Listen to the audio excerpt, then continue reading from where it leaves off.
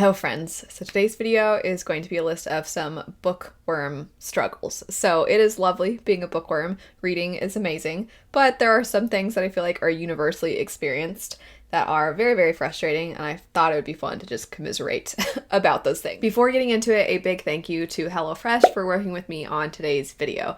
I am so excited because I have used HelloFresh for years and I've always hoped that they would want to work with me someday. I've used them for so long that I've actually gotten binders and filled them up with their recipe cards. My favorite binder would be the pasta binder. So much yummy pasta. I'm sure many of you have heard of HelloFresh before. The way it works is it's a meal delivery service. You pick from a wide selection of different recipes. They usually have over 20-25 recipes each week, along with add-ons and extra things that you can put into your meals, or just extra easier convenient things, some snacks you can add on as well. They take whatever your selections are, they deliver it directly to you. They always have fresh ingredients and they always have everything pre-portioned, which is my favorite part of it. It makes it incredibly convenient. If you're somebody who maybe one of your New Year's resolutions is to be less wasteful, more mindful with your food, or maybe in general you're just trying to be better about cooking from home or something like that, you're trying to be more efficient, have this convenience, HelloFresh is so helpful. Like I said, I've been using it for years. I absolutely love the pre-portioned aspect of it specifically because there's always either too much of a certain ingredient and you just can't get through all of it, or you have to spend so much to get just enough of whatever you need for one given recipe, and then maybe it's a hard ingredient to work into other recipes. You don't have to worry about that. They give you exactly what you need for each meal, and the meals are delicious. There are so many that I love so much. We recently ended up getting 2 of the same meal of a specific kind of pasta because 1, I love pasta, but 2, it's really easy to make. It doesn't take very long. And by buying 2, I then have leftovers. So I can eat this for lunch on following days. You can also use this to meal prep because you can cook the meals ahead of schedule, and you can do what we did where we bought an extra of one of our favorites because then you have more of the one that you love. HelloFresh really has made it a lot easier to make food at home that is fresh, fast. It makes it a lot easier to save money on what you're eating, and it helps you to eat a little healthier and spend fun time with family at home. So if you'd like to try HelloFresh, just click the link below for 21 free meals plus free shipping. And of course, a big thank you again to HelloFresh for sponsoring today's video. The first couple things that I'm going to mention have to do with libraries, and specifically the first one involves manga or the first books in series, and the fact that the library never has the first one. It's so frustrating because you'll want to start a new series, you'll want to start a new manga, and you'll go there and you're like, oh, they have it. And then they don't have the first one and you're like, dang it. Then you wait because you figure, okay, well, I'll just put in a hold, but then the hold is really long. So you're like, maybe I'll look at a local bookstore or something. And you go to the local bookstore and they also don't have the first one. And you're like, dang it, come on. So you just kind of continuously search. And then finally you're like, I guess maybe I'll just buy the first one and then I'll keep going. And then sometimes you don't even like it. So it felt like all of that was kind of for nothing. But regardless, I love the library. Libraries are amazing. They're fantastic. But it is always so sad. I just feel like I almost want to get a bunch of volume 1s and get a bunch of first entries in series and just be like, here, now you have more. Because also I have to wonder, it feels like sometimes, especially for manga, if it's just the first one, I'm like, how long does it take you to read just the first volume? How long? Which isn't fair because I'm sure all of us at some point have held on to something from a library for a little too long. I'm going to add, this actually wasn't something I was going to mention, but just something that I always am like, not everybody has the same circumstances.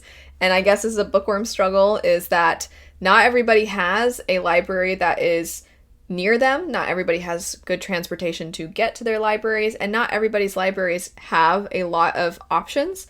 So something that I've seen people say every now and then, if you talk about reading being a privilege or reading being an expensive hobby or things like that, some people will say, it doesn't have to be, you can just go to your library.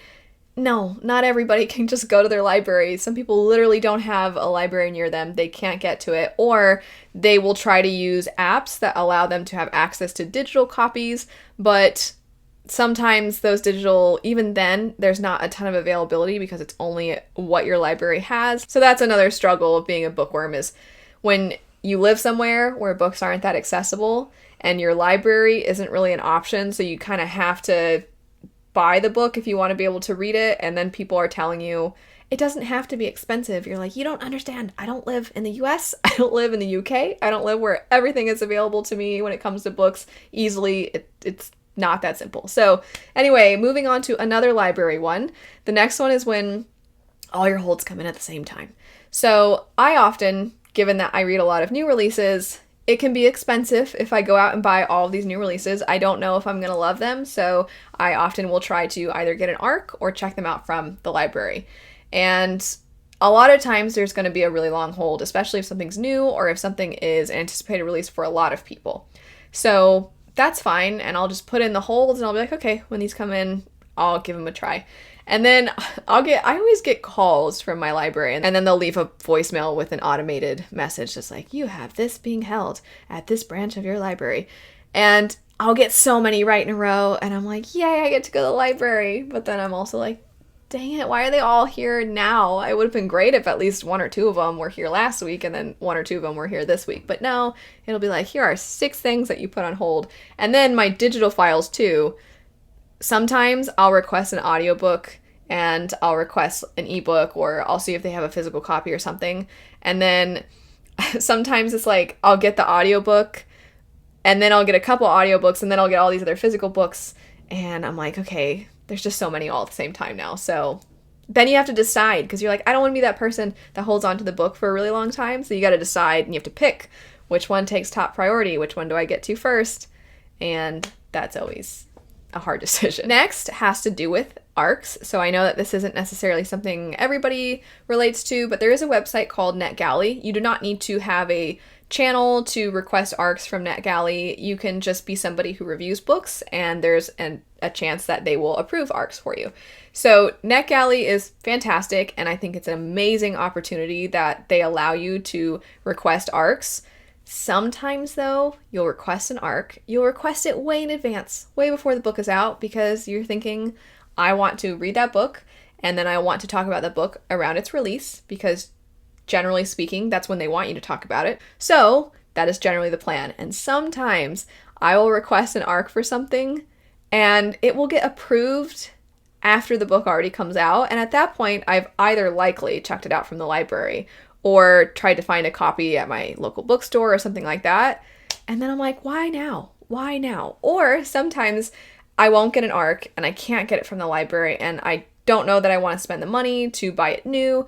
And so I'm like, you know what? I'm just probably not going to worry about that one. There's so many other books to read, so I'll just try to pick something else up. And then they approve it, and I'm like, well, I can't get to it now. And whether or not you get approved for future ARCs is often determined by the percentage of reviews you actually put out based off of the amount of ARCs that you receive. So sometimes you will be like, all right, I guess that book is just not going to be approved. I'll move on to something else. And then it finally gets approved, but now your reading schedule is too booked up, and that negatively impacts that percentage, that score that determines future ARCs. So I've had it where I'll get an ARC months later, months after the release. And it's always digital, I just want to add.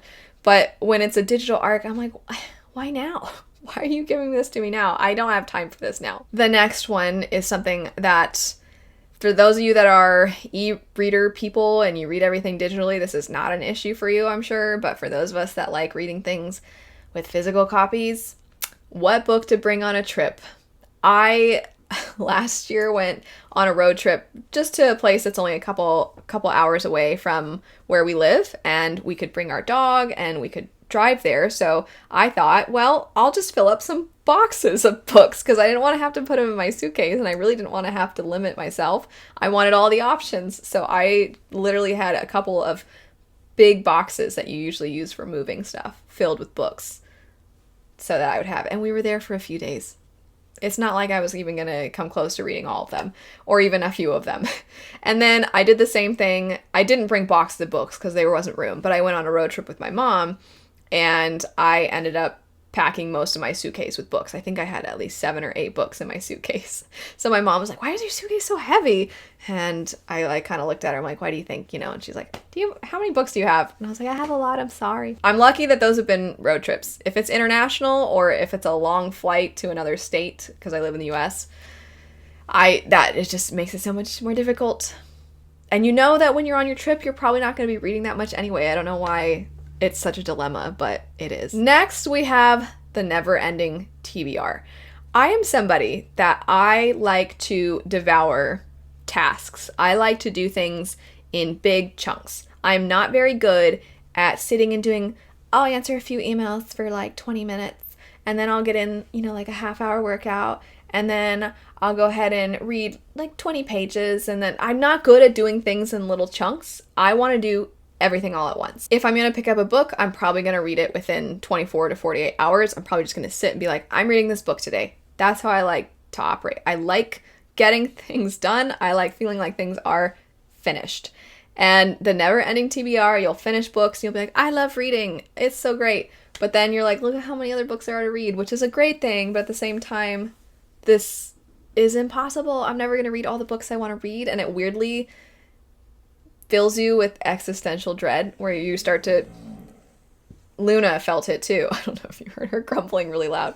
But you start to question your own mortality, and you're like, I'm going to die someday, and someday probably pretty soon if you start measuring it in books. And the saddest review I've ever seen was for one of the Stormlight Archive books. And this older man was saying how he quite liked the book, but that he will likely be dead by the time that the series is done. And I'm like, I don't like thinking about that.